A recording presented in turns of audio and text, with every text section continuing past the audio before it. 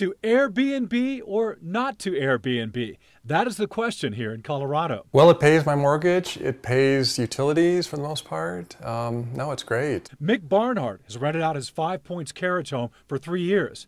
His home has been voted the best Airbnb rental in Denver. He charges up to $144 a night. He says the added income has changed his life. It's simplified my life and has given me a vision toward retirement. But when you shine a 360 spotlight on the issue, you'll see the service has sparked heated debate here in Colorado, from cries of investors buying up property and decreasing our already scarce housing inventory, to complaints from hotels, to allegations of noise and transient neighbors.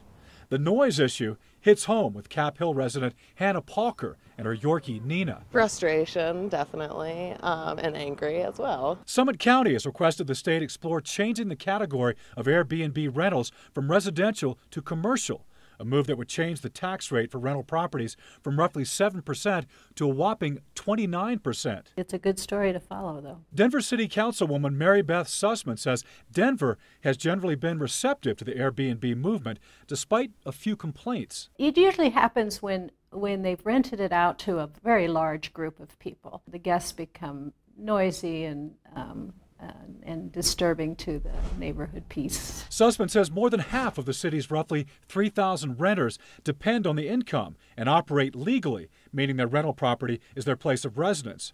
All complaints of illegal activity are investigated. Denver received $3 million in Airbnb lodgers taxes from January to July. That money goes to the general fund.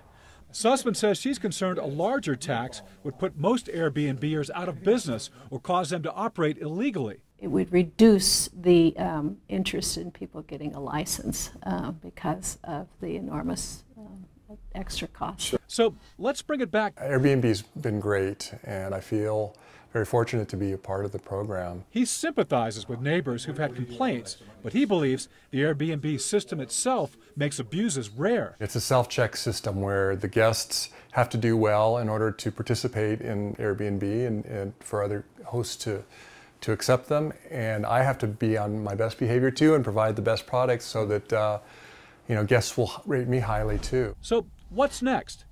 The Airbnb tax proposal is still in the early stages. If it happens in Denver, you'll just have to grin and bear it. Of course, I don't want to pay more taxes, but I can understand it. Bottom line is I think I'd still be making more money than renting it long term. Tom Mustin, Denver 7.